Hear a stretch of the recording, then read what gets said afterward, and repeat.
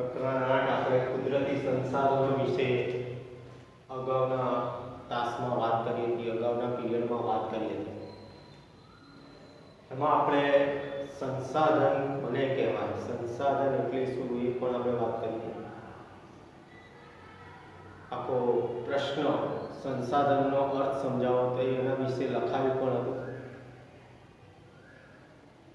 કુદરતી સંસાધન, કુદરતી એટલે કે આપણે કુદરત તરફથી પ્રાપ્ત થતા. મેં અગાઉ પણ વાત કરી હતી. કુદરત તરફથી એટલે જે આપમેળે જેનું સર્જન થાય છે. સંસાધન કોને કહેવાય?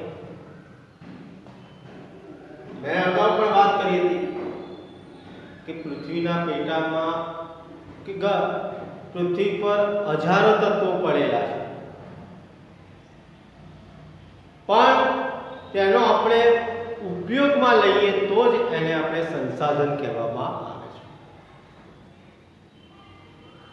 માનવીની જે જરૂરિયાતો, માનવી જેનો ઉપયોગ કરે છે, જરૂરિયાતો સંતોષે છે, તેને આપણે સંસાધન કહેવામાં આવે છે. એવી વાત ગયા પીરિયડમાં કરી હતી.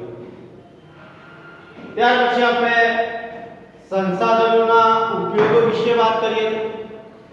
ખોરાક તરીકે સંસાધનો આપણને ખોરાક તરીકે ઉપયોગમાં લઈએ છીએ. ફળો, શાકભાજી, ખેતીના પાકો જેમાં ચોખા છે, ઘઉં છે, બાજરી છે, આ બધા આપણે સંસાધનમાંથી મેળવીએ છીએ. કેટલાક પાલતુ પશુઓમાંથી પણ આપણે ખોરાક મેળવીએ છીએ, દૂધ અને દૂધની બનાવટો તથા માંસ. કેટલાક જે જળચર પ્રાણીઓ દ્વારા પણ આપણે ખોરાક મેળવીએ છીએ. કાચા માલના સ્ત્રોતના આધારે કેટલાક એવા સંસાધનો જે છે જે કાચો માલ ઉદ્યોગો માટે પૂરો પાડે છે, જે આપણે ખેતીમાંથી તથા ખનિજો દ્વારા મેળવીએ છીએ. દાખલા તરીકે એ પણ મેં વાત કરી હતી કે શેરડી પર આધારિત આખો જે ખાંડ ઉદ્યોગ, શણની ખેતી પર આધારિત શણ ઉદ્યોગ, એ તે ખનિજો, કાચું લોખંડના આધારે લોખંડ પોલાદ ઉદ્યોગ, જે ઉદ્યોગો માટે સંસાધનો કાચો માલ પૂરો પાડે છે. ત્રીજી વાત હતી શક્તિ સંસાધન તરીકે. શક્તિ સંસાધન તરીકે એટલે કે જેમાંથી આપણને ઊર્જા મેળવીએ છીએ. જે સંસાધન દ્વારા એનો આપણે ઉપયોગ કરીએ છીએ. કોલસો, પેટ્રોલિયમ, કુદરતી ગેસ, જે બળતણ તરીકે આપણે ઉપયોગ કરીએ છીએ, જેના દ્વારા આજે વાહન વ્યવહાર, ઉદ્યોગો ચાલે છે. અને હવે તો ઊર્જાના નવા નવા સ્ત્રોત જેવા કે સૂર્યપ્રકાશ, ધરતીઓળ, જળધોધ, એના દ્વારા પણ આપણે ઊર્જા મેળવી શકીએ છીએ. હવે નવો પોઈન્ટની વાત કરીએ, સંસાધનના પ્રકારો. હવે અહીંયા સંસાધનના પ્રકારોને 3 ભાગમાં વહેંચવામાં આવ્યા છે. માલિકીના આધારે, પુનઃપ્રાપ્યતાને આધારે અને વિતરણ ક્ષેત્રના આધારે. આ રીતે આપણે સંસાધનના પ્રકારો 3 ભાગમાં વહેંચવામાં આવ્યા છે. એમાં માલિકીના આધારે સંસાધનોના પ્રકારો પાડ્યા છે. એને પણ 3 ભાગમાં વહેંચ્યા છે. એનો કોષ્ટક આખું જે છે, માલિકીના આધારે સંસાધનના 3 ભાગ, 3 વિભાગ પાડવામાં આવ્યા છે. વ્યક્તિગત સંસાધન પહેલી વાત છે વ્યક્તિગત સંસાધન. હવે એમાં માલિકીના આધારે સંસાધનોના પ્રકારમાં માલિકીની દ્રષ્ટિએ એની વાત કરવાની છે. એમાં કઈ વિગતો આવે અને એના ઉદાહરણની પણ વાત કરીશું. પહેલી વાત વ્યક્તિગત સંસાધન. કોઈ વ્યક્તિ કે પરિવારની માલિકી હોય એને આપણે વ્યક્તિગત સંસાધન કહેવામાં આવે છે. પોતાનું ખેતર, પોતાનું મકાન, આ બધા સંસાધન કેવા કહેવાય? વ્યક્તિગત માલિકીના કહેવામાં આવે છે. કોઈ વ્યક્તિનું પણ હોય, કોઈ પરિવારનું પણ હોય માલિકી. જ્યારે બીજું સંસાધન છે રાષ્ટ્રીય સંસાધન. હવે રાષ્ટ્રીય સંસાધન એટલે કોઈ પણ દેશ કે પ્રદેશની સાર્વજનિક સંપત્તિ, એને આપણે રાષ્ટ્રીય સંસાધન કહેવામાં આવે છે. લશ્કર, આંતરરાષ્ટ્રીય, ઉદાહરણ તરીકે આપણે લશ્કર આપણું આંતરરાષ્ટ્રીય વ્યાપાર, આ શું કહેવાય? રાષ્ટ્રીય સંસાધન. હવે તમને એમ થતું હશે કે લશ્કર કઈ રીતે રાષ્ટ્રીય સંસાધન કહેવાય? કેમ કે માનવ સંસાધન પણ એક પ્રકારનું સંસાધન છે. એટલે આપણું જે લશ્કર જે સમગ્ર દેશના લોકોની જે સુરક્ષા પૂરી પાડે છે, સાથે સાથે દેશના આંતરિક ભાગોમાં કોઈ પણ બનતી જે ઘટનાઓ, દુર્ઘટનાઓ, એનો આપણે લશ્કરના દ્વારા જ એની મદદ લેવામાં આવે છે. એટલે આપણે એને રાષ્ટ્રીય સંસાધન તરીકે ઓળખીએ છીએ. આંતરરાષ્ટ્રીય વ્યાપાર, દેશ વચ્ચે ચાલતો વેપાર પણ એને રાષ્ટ્રીય સંસાધન કે દેશની આપણી સંપત્તિ કહેવાય. આપણી વસ્તુ આપણે બીજા દેશમાં મોકલીએ છીએ તો એક પ્રકારનો એક શું કહી શકાય? રાષ્ટ્રીય સંસાધન કહેવામાં આવે છે. ત્યારબાદ માલિકીના આધારે ત્રીજું સંસાધન છે વૈશ્વિક સંસાધન. વૈશ્વિક એટલે વિશ્વ, દુનિયાની ભૌતિક અને અભૌતિક એવી તમામ સંપત્તિ, અહીં વાત છે દુનિયાની ભૌતિક અને અભૌતિક એવી તમામ સંપત્તિ જેનો ઉપયોગ માનવ કલ્યાણ માટે થતો હોય.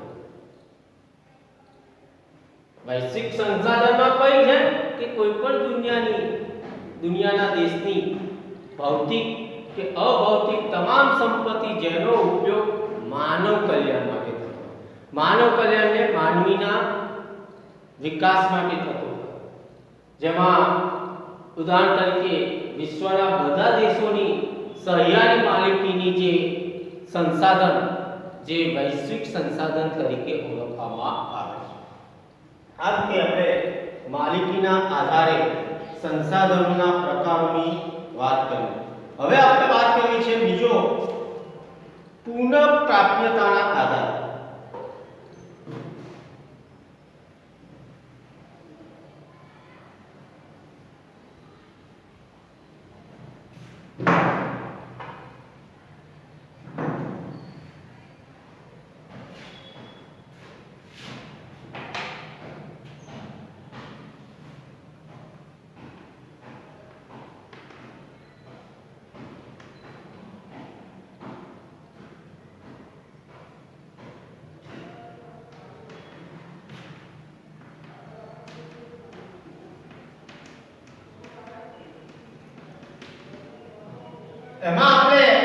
એમાં પણ બે ભાગ છે. નવીનીકરણ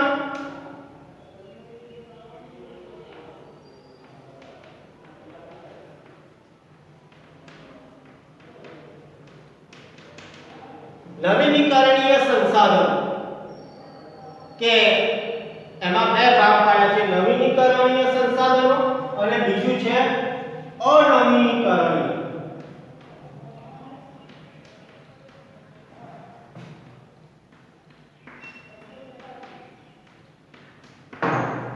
પહેલી વાત કરીશું નવીનીકરણીય સંસાધનો.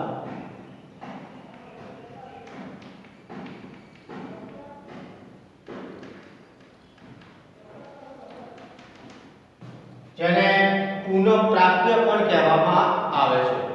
હવે નવીનીકરણીય સંસાધનો એટલે કેટલાક સંસાધનો પોતાની મેળે ચોક્કસ જે સમયમાં વપરાશી હિસ્સાની પૂર્તિ કરે છે. ફરીથી વાત કરું, નવીનીકરણ સંસાધનો એટલે કે પોતાની કેટલાક સંસાધનો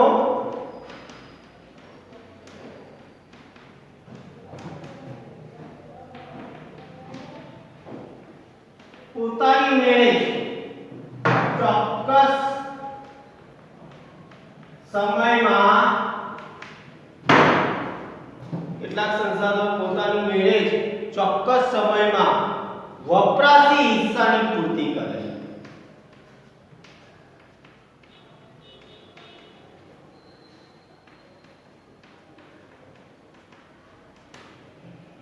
વપરાશી હિસ્સાની પૂર્તિ કરે છે અથવા તો તે અખૂટ હોય છે.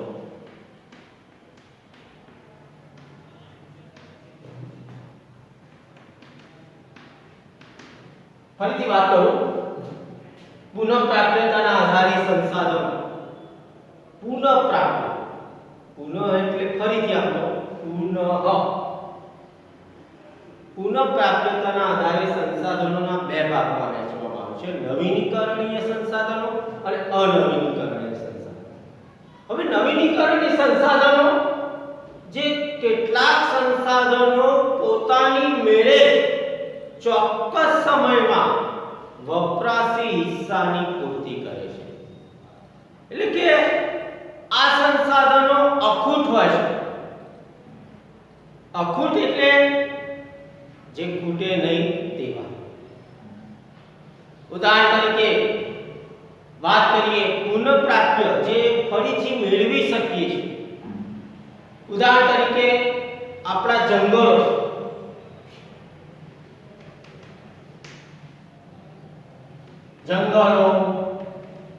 સૂર્યપ્રકાશ, આ બધા સંસાધનો કેવા છે? અખૂટ છે. પછી પશુ પક્ષીઓ વગેરે, આ સંસાધનો એવા છે કે જેનો ઉપયોગ કરવા છતાં પણ આપણે ખૂટતા નથી. જંગલો, વૃક્ષો કાપીએ તો ફરીથી આપણે એને ઉગાડી શકીએ છીએ, ફરીથી આપણે વિકાસ પણ થઈ શકે છે જંગલો. એ જે સૂર્યપ્રકાશ દરરોજ આપણને મળે છે. પશુ પક્ષીઓ, પશુ અને પક્ષીઓ પણ નું જે સર્જન થતું હોય છે. એટલે આવા સંસાધનો કેવા પ્રકારના? નવીનીકરણ, અખૂટ છે, જે કદાપી ખૂટતા નથી. એટલે કે ફરીથી એનું આપણે સર્જન કરી શકીએ છીએ. ફરીથી એનું આપણે સર્જન કરી શકીએ છીએ. જ્યારે એની સામે, એની વિરુદ્ધમાં બીજો પ્રકાર છે અનવીનીકરણીય સંસાધનો.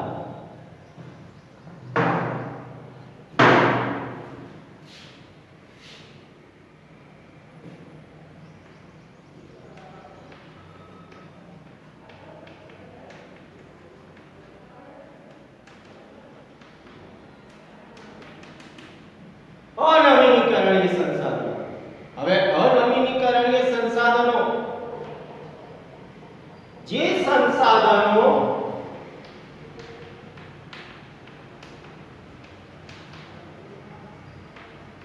એકવાર વપરાયા પછી, અનવીનીકરણીય સંસાધનો કે જે સંસાધનો એકવાર વપરાયા પછી પુનઃ ઉપયોગમાં લઈ શકતા નથી.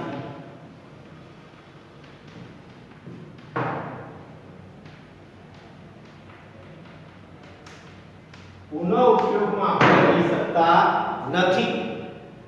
એટલે કે ફરીથી અથવા તે ફરી બનાવી શકાતા નથી.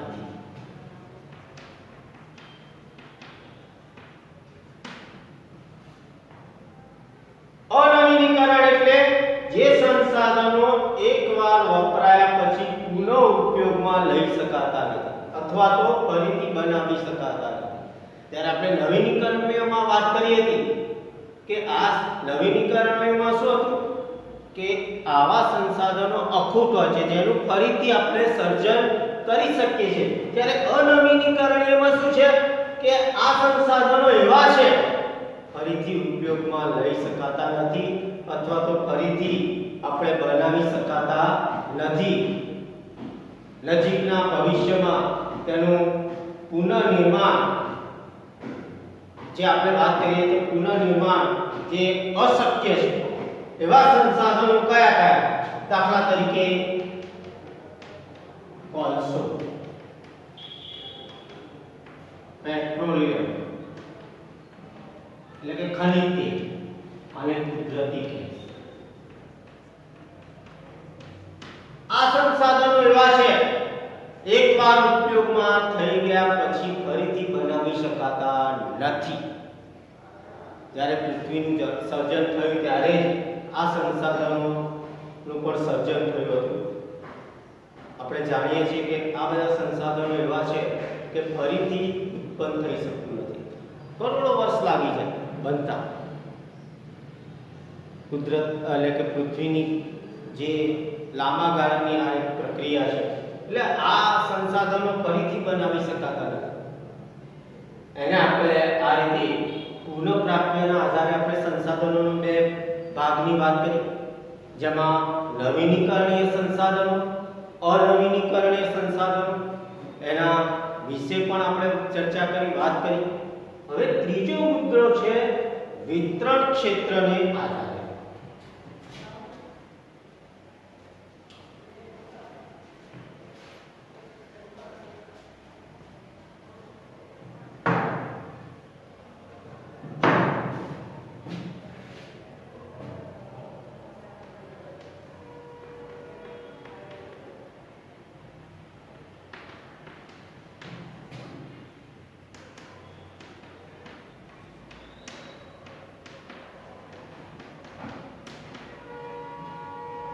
વિતરણ ક્ષેત્રના આધારે પણ આપણે એમાં પણ ત્રણ ભાગમાં વહેંચવામાં આવે છે.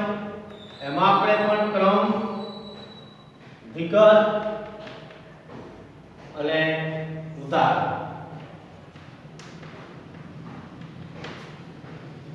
ક્રમ 1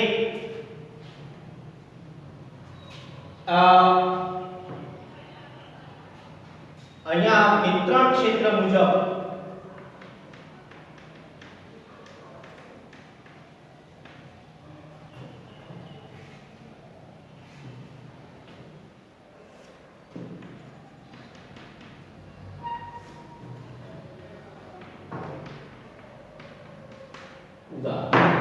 હવે અહીંયા ચાર ભાગમાં વિતરણ ક્ષેત્રના આધારે સંસાધનોને ચાર ભાગમાં વહેંચવામાં આવે છે. પહેલી વાત છે સર્વસુલભ સંસાધન. સર્વસુલભ સંસાધન. હવે જેમાં વાતાવરણમાં ઉપયોગી રહેલા વાયુ. હવે ઉદાહરણ તરીકે ઓક્સિજન અને નાઇટ્રોજન.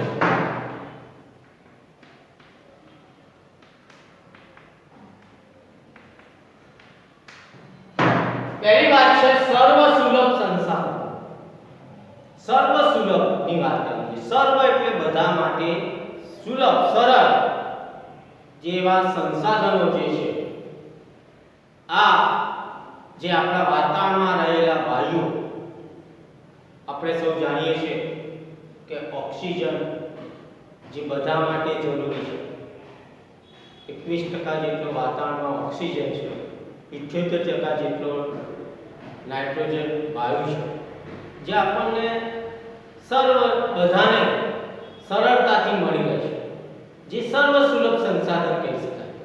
બીજો છે સામાન્ય સુલભ સંસાધન.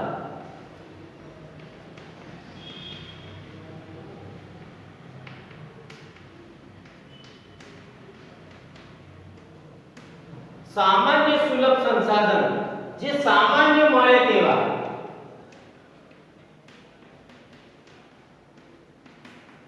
સામાન્ય રીતે મળી શકે એવા સંસાધનો, જેમાં ભૂમિ, જળ, જમીન છે, જળ છે, કવચ છે,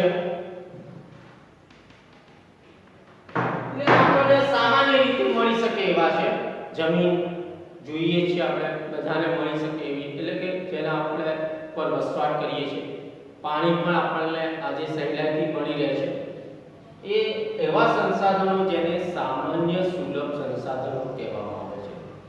ત્રીજી બાબત છે વિરલ સંસાધન.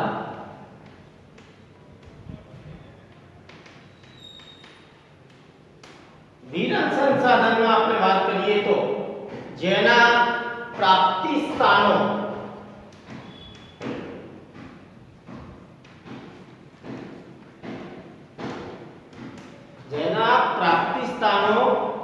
મર્યાદિત છે.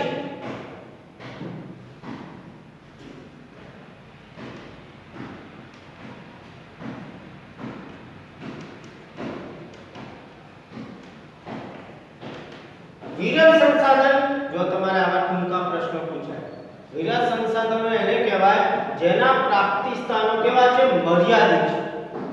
એવા સંસાધનો જેને આપણે વિરલ સંસાધનો, જેમાં મોટાભાગના ખનિજો, કોલસો છે, પેટ્રોલિયમ,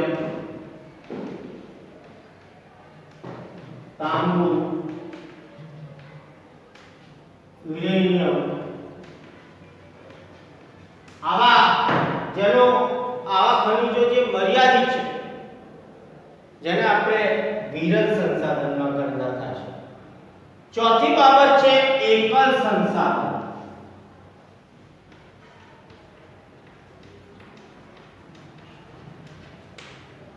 એકલ સંસાધન એટલે દુનિયામાં ભાગ્યે જ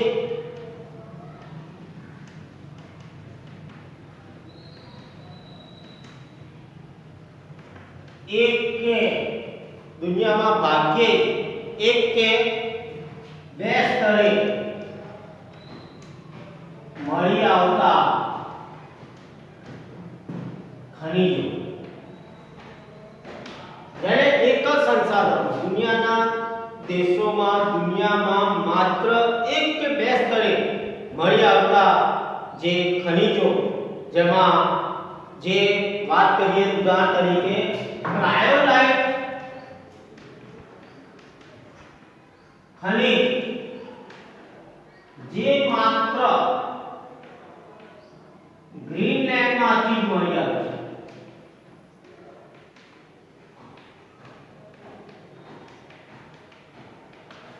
વાત કરી કે એકલ સંસાધન, એકલ એટલે દુનિયામાં માત્ર એક કે બે સ્તરે જ મળી આવતા જે ખનિજો, જેને આપણે એકલ સંસાધન, ક્રાયોલાઇટ નામની ખનિજ માત્ર ગ્રીનલેન્ડમાંથી જ મળી આવે છે. એટલે આ રીતે આપણે વાત કરી. તમારે પ્રશ્ન પણ અગાઉ પૂછાયેલો છે બોર્ડની પરીક્ષામાં કે વિતરણ ક્ષેત્રના આધારે સંસાધનો જણાવો. એમાં સર્વસુલભ સંસાધન, પછી સામાન્ય સુલભ સંસાધન, વિરલ સંસાધન, એકલ સંસાધન, એમાં બધી કઈ કઈ વિગતો આવે, ઉદાહરણો, આ રીતે આખું કોષ્ટક બનાવવું પડે, ત્યારે આપણો આ પ્રશ્નનો જવાબ તૈયાર થાય. એટલે આ નોંધ કરી લેજો. આપણે ફરીથી વાત કરીએ. સંસાધનોના પ્રકારોમાં ત્રણ ભાગ પાડ્યા છે. માલિકીના આધારે, માલિકીના આધારેમાં પણ ત્રણ ભાગ: વ્યક્તિગત માલિકી, રાષ્ટ્રીય માલિકી અને વૈશ્વિક માલિકી. એટલે કે આ રીતે એ જે પુનઃપ્રાપ્યતાના આધારે નવીનીકરણીય સંસાધનો અને અનવીનીકરણીય સંસાધનો. વિતરણના આધારે આપણે વાત કરીએ તો એના પણ આપણે ચાર ભાગમાં વહેંચ્યા છે. કોષ્ટકમાં આપણે જોઈએ છીએ સર્વસુલભ, સામાન્ય સુલભ, પછી વિરલ સંસાધન અને ચોથું છે એકલ સંસાધન. આ રીતે આપણે જે સંસાધનોના પ્રકારો વિશે વાત કરી. હવે ત્યાર પછી નવો મુદ્દો છે સંસાધનોનું આયોજન.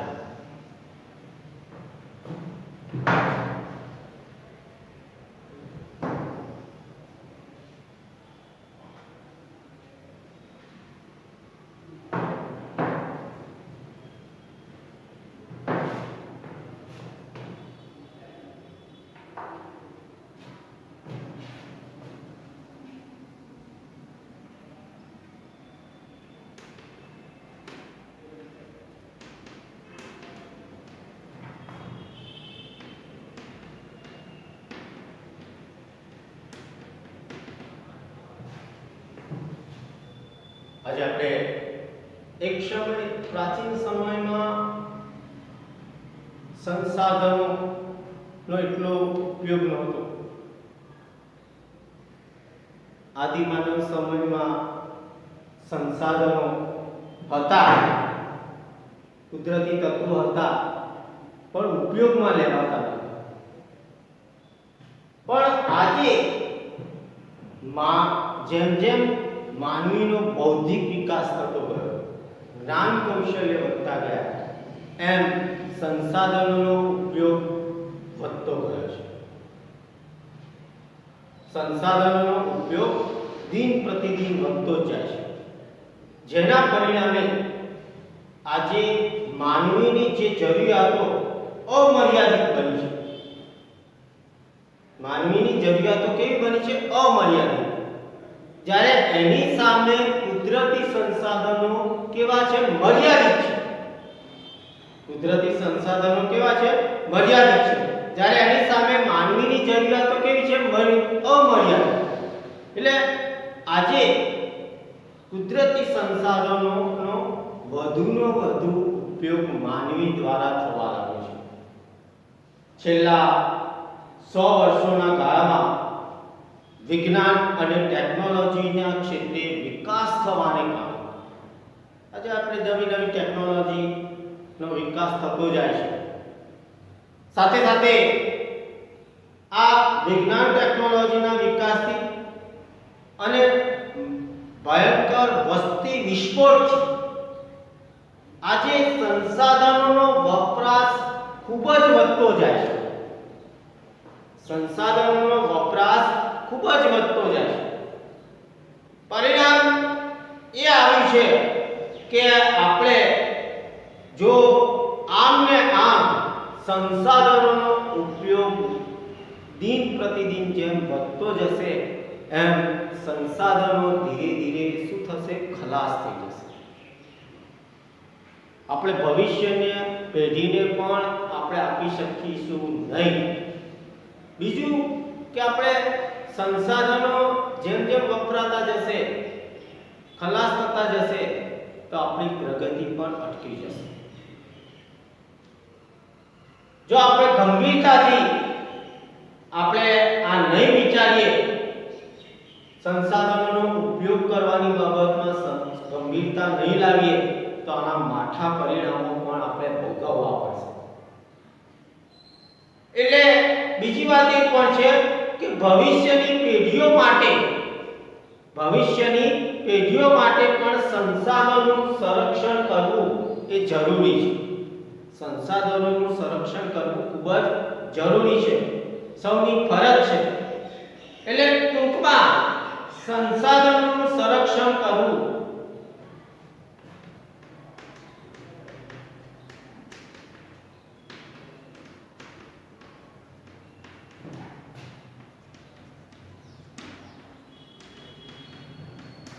એટલે સંસાધનોનો વિવેકપૂર્ણ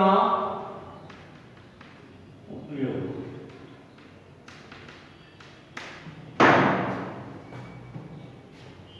સંસાધનોનું સંરક્ષણ કરવું કેમ જરૂરી છે? કે આજે દિન પ્રતિદિન સંસાધનોનો ઉપયોગ વધતો જાય છે. જો આમને આપણે ઉપયોગ કરતા જ રહીશું, તો ભવિષ્યમાં એના માઠા પરિણામો ભોગવવા પડશે, ગંભીરતા આ બાબતે લાવવી પડશે. એટલે સંસાધનોનું સંરક્ષણ કરવું એટલે સંસાધનોનો વિવેકપૂર્ણ ઉપયોગ. તો આ મુદ્દા વિશે એ રીતે વાત છે કે સંસાધનોનું આયોજન અને સંરક્ષણ. જો આપણે સંસાધનોને જો બચાવવા હોય કે કુદરતી સંસાધનો કેવા છે? મર્યાદિત છે. લાંબા સમય સુધી આપણે સંસાધનોને ચલાવવા હોય તો આપણે એનું સંરક્ષણ કરવું જરૂરી છે. સંરક્ષણ કઈ રીતે કરી શકાય? હાલ વાત કરી કે સંસાધનોનો જો વિવેકપૂર્ણ ઉપયોગ કરવામાં આવે, બેફામ ઉપયોગ કરવાને બદલે વિવેકપૂર્ણ ઉપયોગ. વિવેકપૂર્ણ એટલે કે જરૂર પૂરતો ઉપયોગ કરવામાં આવે તો ચોક્કસ આપણે એનું સંરક્ષણ કરી શકીશું. સંરક્ષણ એટલે સંરક્ષણનો બીજી વાત કરીએ તો સંરક્ષણ શબ્દનો સીધો સંબંધ અછત સાથે જોડાયેલો છે. અછત કોને કહેવાય? અછત એટલે કે જે વસ્તુ ની જે મર્યાદિત જે સંસાધનો મર્યાદિત છે, જ્યારે સંસાધનો મર્યાદિત હોય ત્યારે શું થાય? એની અછત ઊભી થાય. એટલે આપણે જે અછત સાથે સંરક્ષણ શબ્દનો સીધો સંબંધ અછત સાથે જોડાયેલો છે. આજે આપણે જોઈએ છીએ કે વર્તમાન સમયમાં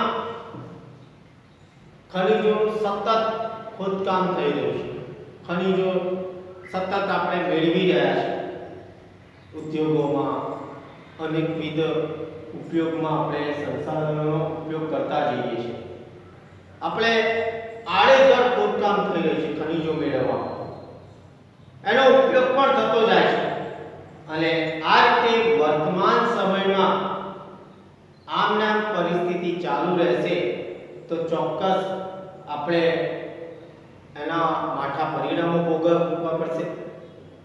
વર્તમાન સમયમાં આપણે અવિવેક રીતે ઉપયોગ કરતા જ રહીશું તો વિકાસ અને વર્તમાન જીવન જો આપણે જાળવી રાખવું હોય તો આપણે ખનિજો સંસાધનોનો આપણે વિવેકપૂર્ણ ઉપયોગ કરવો પડશે. જો આપણે નહીં જાળવીએ તો આપણો વિકાસ અને વર્તમાન જીવન જાળવી રાખવું સ્વપ્ન બની જશે. એટલે એનું સંરક્ષણ અને પુનઃ ઉપયોગ આ બાબત સમાવિષ્ટ છે. આપણે સંરક્ષણ કહીએ તો વાત કરીએ જ્યારે કોઈ વૃક્ષના જીવના અસ્તિત્વ પર સંકટ હોય. દાખલા તરીકે સંરક્ષણ એટલે કે કોઈ પણ વૃક્ષ કે એક વૃક્ષ જ્યારે એના અસ્તિત્વ પર સંકટ હોય, જો એનું સંરક્ષણ કરવું હોય ત્યારે એનું જે ગોઠવેલ વ્યવસ્થાપન, સંરક્ષણ એટલે વૃક્ષનું અસ્તિત્વ સામે જોખમ હોય ત્યારે એને ટકાવવું હોય તેના માટે શું કરવું પડે? એની વ્યવસ્થાપન કરવું પડે. વ્યવસ્થાપન એક પ્રકારનું સંરક્ષણ કહેવામાં આવે છે. વ્યવસ્થા ગોઠવવી પડે. જો વૃક્ષ